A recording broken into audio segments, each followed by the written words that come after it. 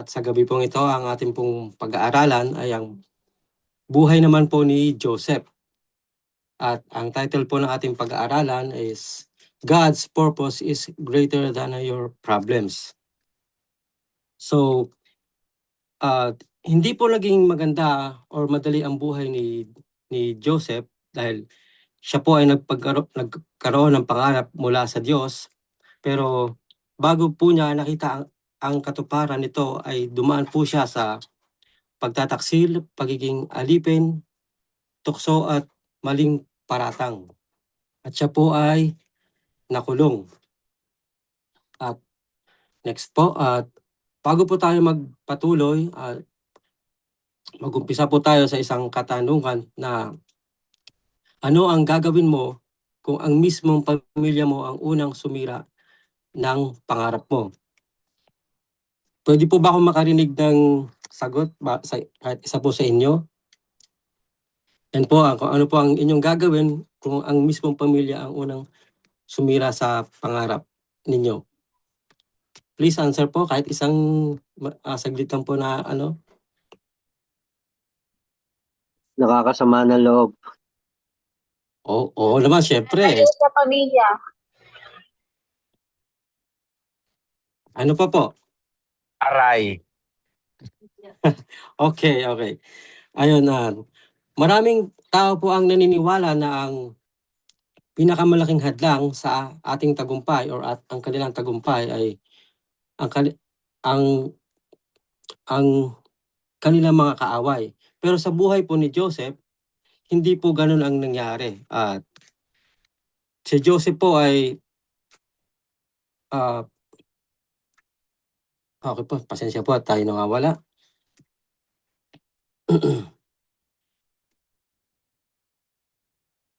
Next. Sorry.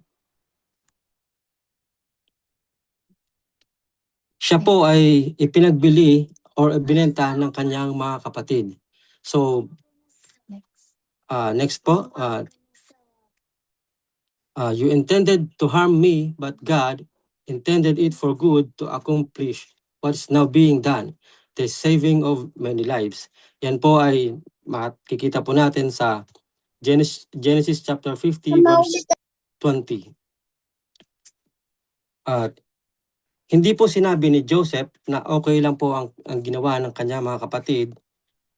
Pagkos ang sabi niya po ay ang masama ninyong balak ay kayang gawin ng Diyos para sa kabutihan.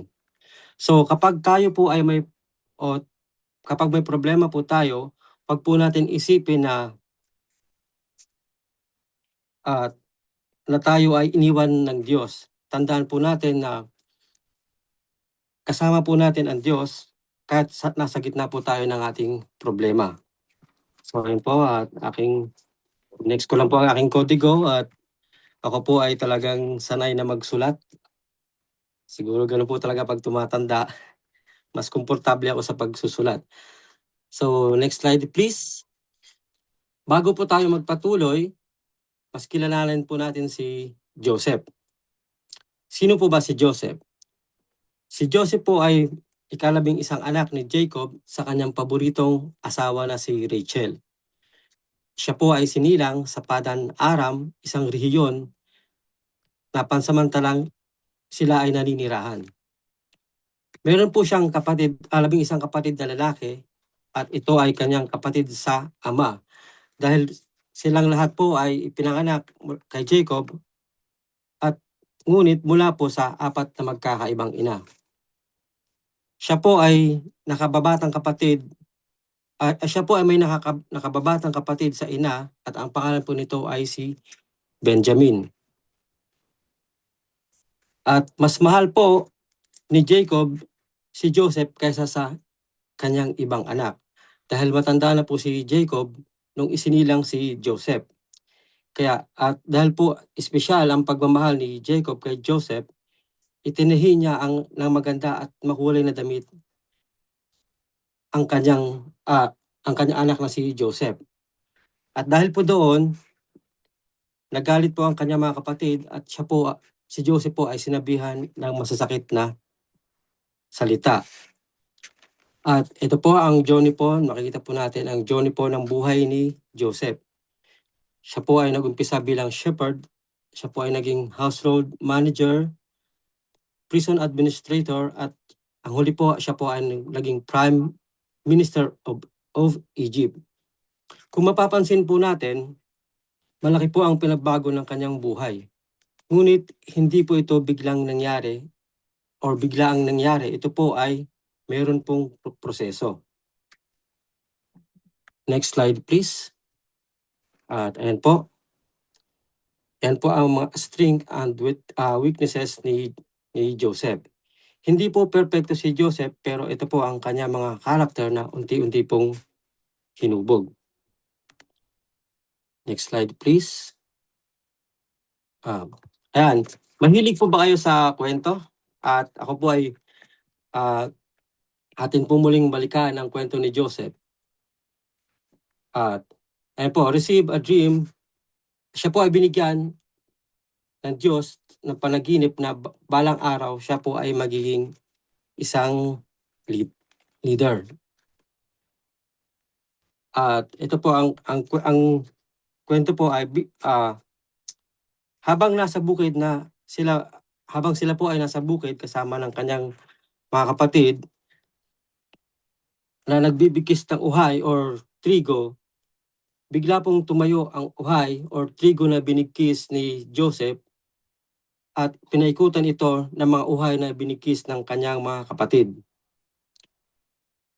At ito ay nakayuko.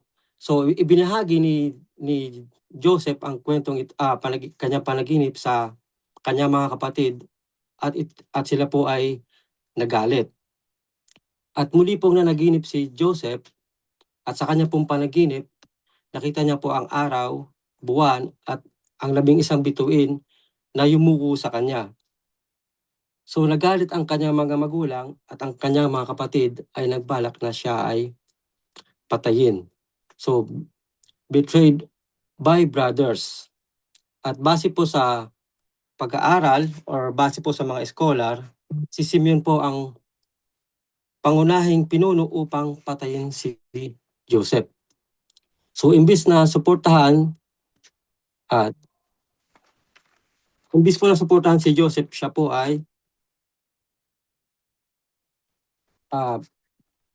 ipinagbili. Wait lang po, sorry po, ako po yung nawawala.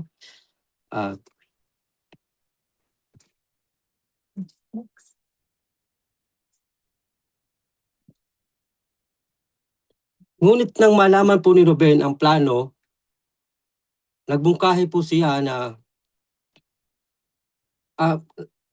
si Ruben na ihulog na lamang, wag pong patayin si Joseph, bagkus ay ihulog na lamang po nila ito sa balon at iiwan po na lang nila. Dahil ang plano po ni Ruben ay iligtas po si Joseph at ibalik po kay Jacob. At habang sila ay kumakain, may dumaan po mga Ismaelita na mga mangalakal na patungong Ehipto. At si Judah po, isa po sa kanilang mga kapatid, ay nagbungkahi na ipagbili na lamang si Joseph. At lahat po sila ay sumang-ayon at ipinagbili po si Joseph sa halagang 20 pirasong pilak. Next slide please. So, ayun po, no, parang talagang hindi po maganda ang nangyari kay Joseph dahil siya po ay ibinenta bilang isang alipin. So, at pagdating po sa Ehipto, si Joseph po ay binili ni Potiphar bilang isang alipin. Si Potiphar po ay isang opisyal ng paraon at si Potiphar po ay kapitan ng mga gwardya ng palasyo. So ayun po, serve faithfully at hindi siya naging tamad. So ginawa po niyang maayos ang kanyang trabaho at dahil po sa kanyang katalinuhan, kasipagan, tumaas po ang posisyon ni Joseph sa sambahayan po ni Potiphar. Pinagkatiwala po sa kanya ang mga ari-arian at ang buong sambahayan. Number 4, resisted temptation. Nagkagusto po ang asawa ni Potiphar kay Joseph at iniakit niya si Joseph para ito po ay sumiping sa kanya. Pero tumanggi po si Joseph. At ang sinabi po niya na hindi niya magawang pagtaksilan o magtaksil kay Potiphar at magkasala sa Diyos.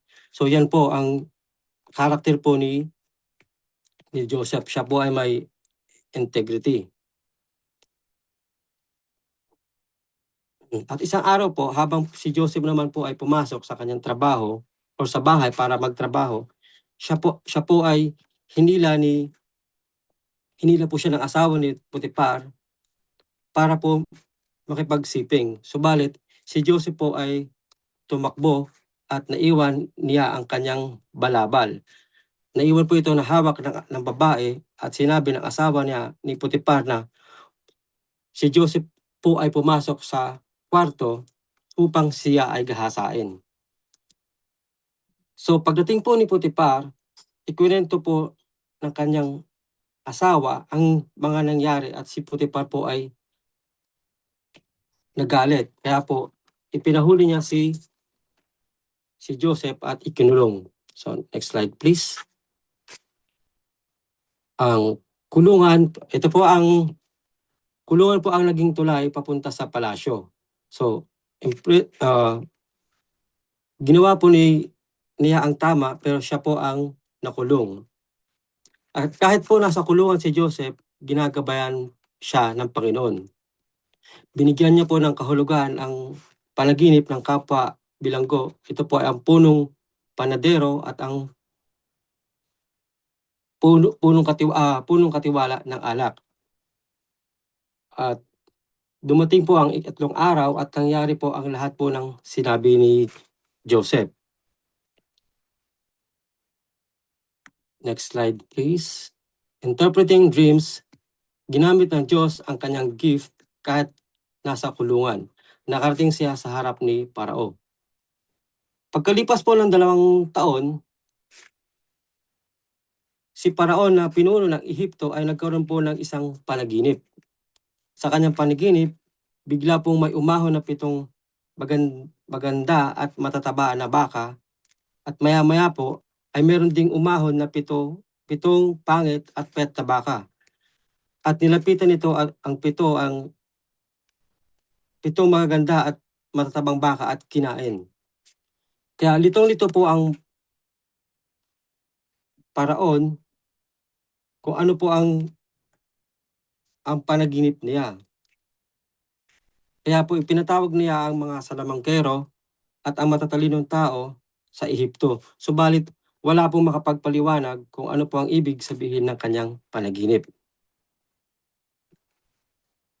At naalala po ng punong katiwala ng alak ang kakayahan po ni Joseph na magpaliwanag ng mga panaginip. At inirekomenda po siya kay Paraon.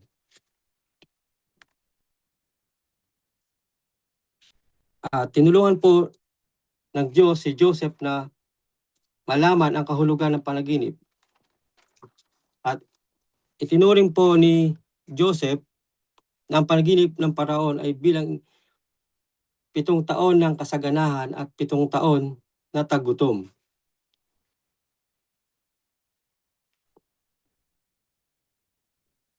Next slide please.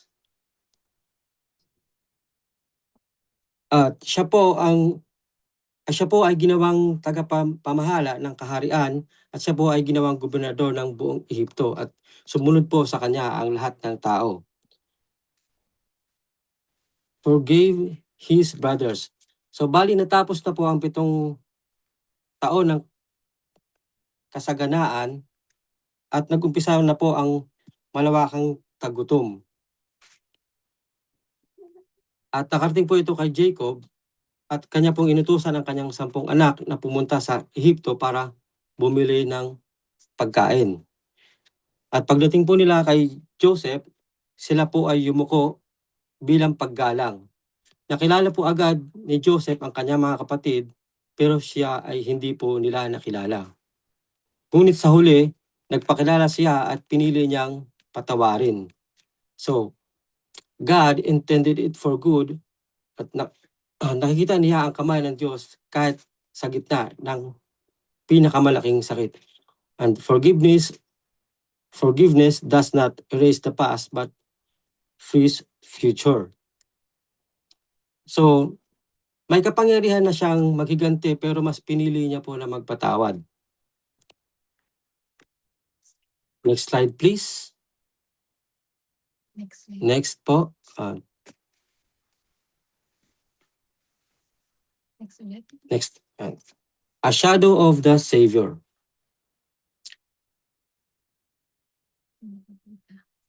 Kung makikita po natin, may pagkakahawig po ang story ni Joseph at ni Jesus. Si Joseph po ay nagdusa at kalaunan ay ginamit upang iligtas ang maraming tao mula sa tagutom or famine. At si Jesus naman po ay nagdusa at ang kanyang ginawa ay para sa salvation.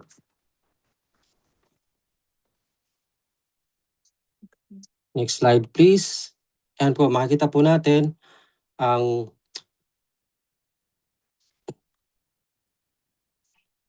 cycle po ng the promise, the pit, at ang the palace. The promise, ito po ang pangako or vision na iniligay ng Diyos sa buhay ni Joseph. Bata pa lamang siya, ipinakita na sa kanya ng Diyos na may espesyal na layunin sa buhay niya. At ang dapit naman po dito po dumaan si Joseph sa mga pagsubok, ipinagbilis siya ng kanyang mga kapatid at siya po ay naging alipin at nakaranas ng mga bagay na tila kabaligtaran ng pangarap na ipinakita sa kanya. At minsan po kapag nasa pit po tayo, iniisip natin na ang pit po, ito po yung isang pangyayari or panahon na paghihintay or pagsubok, character development, preparation or pagtitiwala sa Diyos kahit hindi pa natin nakikita ang resulta. At the palace, ito po ang katuparan sa kalaunan, dinala ni Joseph sa posisyon kung saan magagamit niya ang kanyang mga kakayahan upang makatulong sa maraming tao.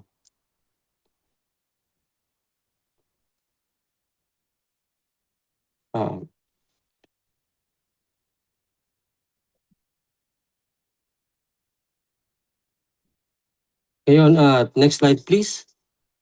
Ngayon, pag-usapan naman po natin ang pit mo ngayon. Ang maaring pit ng isang tao ay problema sa pamilya, paghihintay sa isang pangarap, problema sa trabaho, o financial difficulty at disappointment or rejection.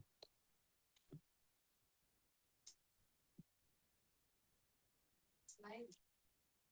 Next slide, please. Next slide, please. So ayan po, ngayong linggo, makikita po natin na nananatili ba akong faithful kahit walang nakakakita? May bitterness ba ako na kung kailangan isuko sa Diyos? Or paano ko maipapakita ang excellence sa trabaho or ministry na parang ginagawa ito para sa Diyos? At naniniwala ba akong kayang gamitan ng Diyos ang aking mga sugat para sa kanyang layunin?